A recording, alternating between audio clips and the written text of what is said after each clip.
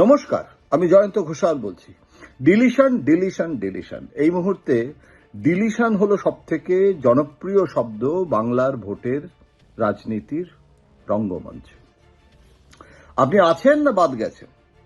এই যে শুভেন্দু অধিকারী বলেছিলেন যে 1 কোটি ভোটার বাদ যাবে বা যেতে পারে, এবং বলেছিলেন যে অনুপ্রবেশকারী রোহিঙ্গারা সব আছে, তো সুতরাং প্রায় 1 কোটি বাদ যাবে। তো রোহিঙ্গা তো কে রোহিঙ্গা সেটা বোঝা তো কঠিন নয়।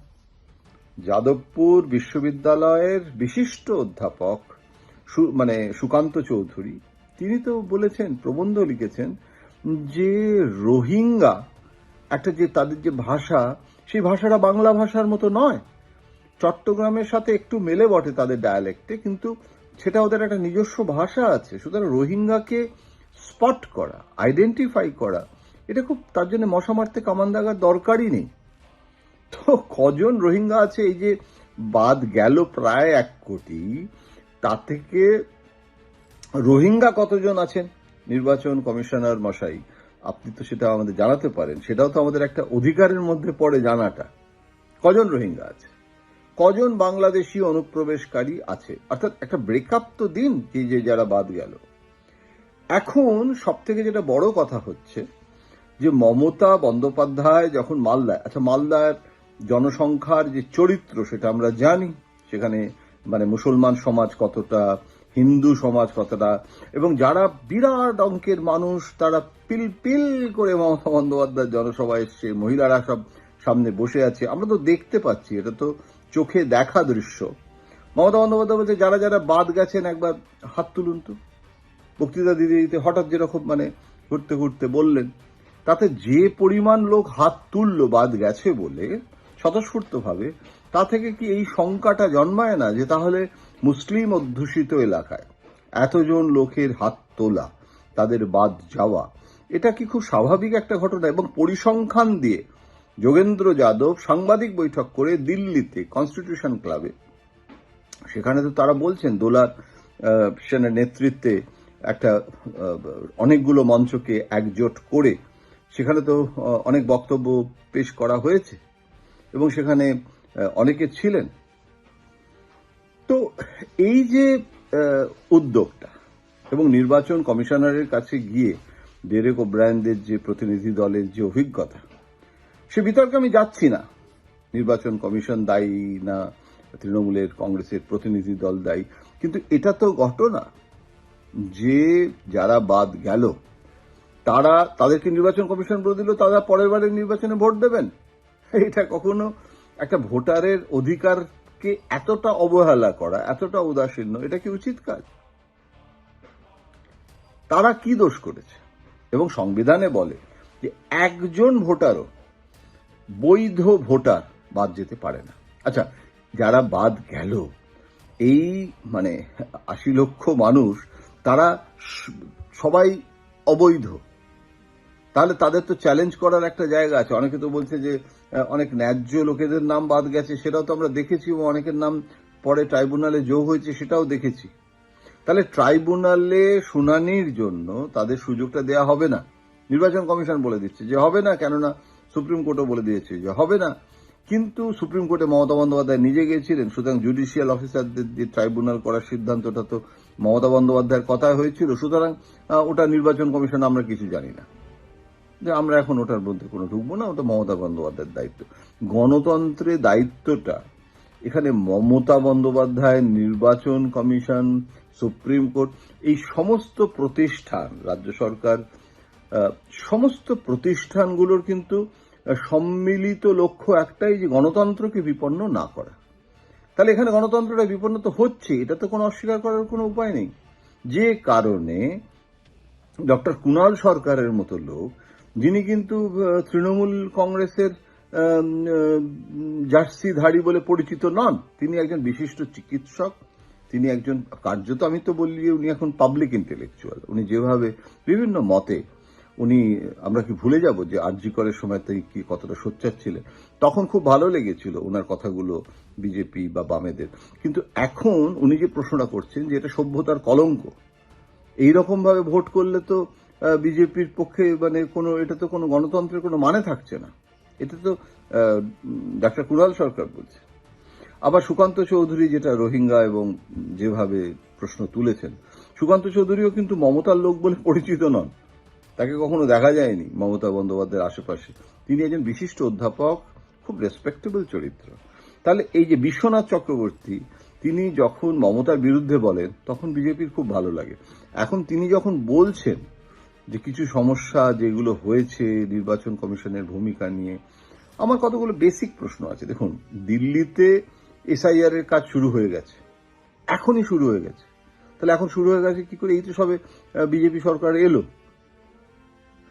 বাড়িতে বাড়িতে যেতে শুরু করেছে নির্বাচনী অফিসাররা, আধিকারিকরা, বিএলওদের সাথে বৈঠক হচ্ছে মানে পাড়ায় পাড়ায়। কেননা ভোটার তালিকায় আপনি নাম আছে কিনা সেটা দেখার জন্য। ভোটার তালিকায় নাম আছে কিনা তাহলে সেটা আপনি আবেদন করুন, জানান। তো এটা তো একটা প্রক্রিয়া। তাহলে এই প্রক্রিয়াটা দিল্লির এত তাড়াতাড়ি শুরু হয়ে যেতে পারে, তাহলে পশ্চিমবঙ্গে মমতা বন্দ্যোপাধ্যায় তো এটাই বলেছিলেন যে বিহারের সাথে শুরু করো না বাবা। তো তখন সেটা বিহারের সাথেও শুরু করা হয়নি, তার আগেই করা উচিত ছিল, বিহারের সময়ও করা হলো না। তাহলে এত দেরি করে কেন করা হলো? তখন কি নির্বাচন কমিশন এটা ভেবে দেখেনি যে মেয়ের প্রথম সপ্তাহে সাংবিধানিকভাবে বিধানসভার মেয়াদ শেষ হয়ে যাবে, নতুন বিধানসভা গঠন করতে হবে, তার মধ্যে এই কাজগুলো হওয়া কঠিন?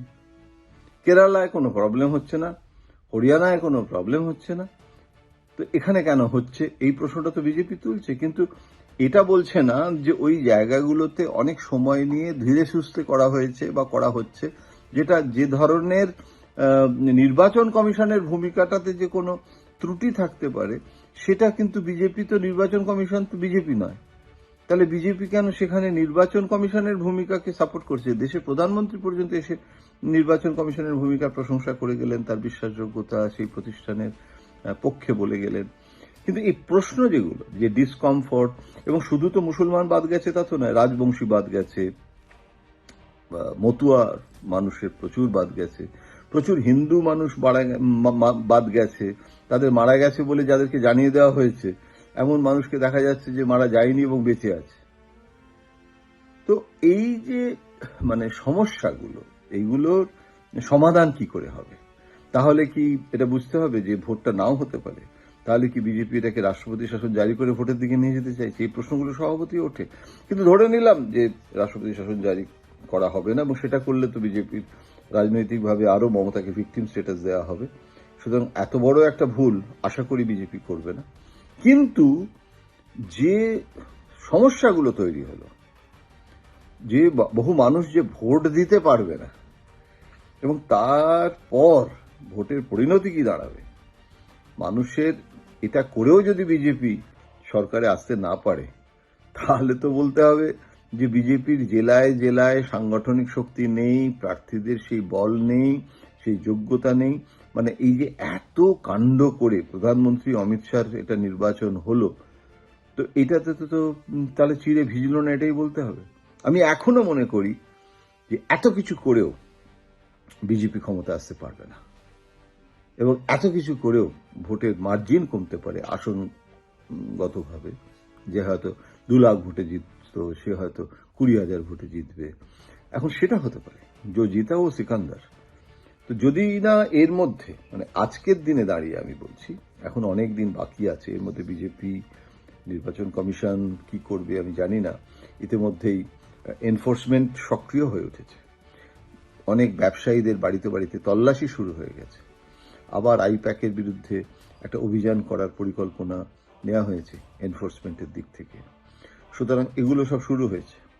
সুদীপ্ত সেন এখন কি ভূমিকা নেবেন, তিনি কি কথা বলবেন, সেটা নিয়েও কৌতূহল সৃষ্টি হয়েছে, কেননা ওনাকেও আদালত থেকে এই সময় মুক্ত করা হচ্ছে। ঠিক এই সময় কেন করা হলো সেটা নিয়েও প্রশ্ন উঠেছে। তো এগুলো মানুষের প্রশ্ন, এগুলো তো আমি বলছি না সত্য অসত্য, এই প্রশ্নে যাচ্ছি না, কিন্তু আলোচনা হচ্ছে ভোটের সময়। ঠিক যেরকম জেল থেকে ছাড়া পেয়ে পদ্মফুলে প্রার্থী হয়ে গেছে একজন, ববি হাকিমের বিরুদ্ধে প্রার্থী হয়ে গেল জেল থেকে ছাড়া পেয়ে, তো এগুলো তো সাধারণ মানুষ দেখছে। তো এগুলোর মধ্যে কি একটা ডেসপারেশন প্রকাশ পাচ্ছে?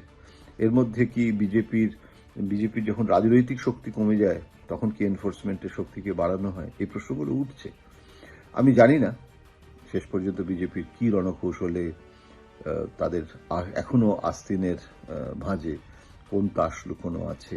কিন্তু এইটুকু বলতে পারি যে মানুষ, বাঙালি বিশেষ করে, তারা কিন্তু ভীষণভাবে অসন্তুষ্ট এই দিল্লির একটা সাম্রাজ্যবাদী এক্সপ্যানশনিজম, সেটা যেন যেন প্রকারে যেন মনে হচ্ছে এই পশ্চিমবঙ্গটাকে দখল করতে না পারলে তাদের যেন গোটা ভারতবর্ষতে রাজত্ব করারও কোনো মহিমা থাকে না। একমাত্র পশ্চিমবঙ্গটা দখল করলেই তারা মানে একটা বিরাট একটা কৃতিত্ব দাবি করতে পারবে। আমি ঠিক বুঝতে পারছি না, মানে এটার এই অগ্রাধিকার এবং এটা এত কিছু করেও যদি বিজেপি ক্ষমতা আসতে না পারে, সেটার জন্যই বা দায়ী কে থাকবে। আর যাই হোক, বাঙালি কিন্তু এই লম্ফঝম্পটা যে সবাই খুব ভালোবাসছে, এটা মনে করার কোনো কারণ নেই।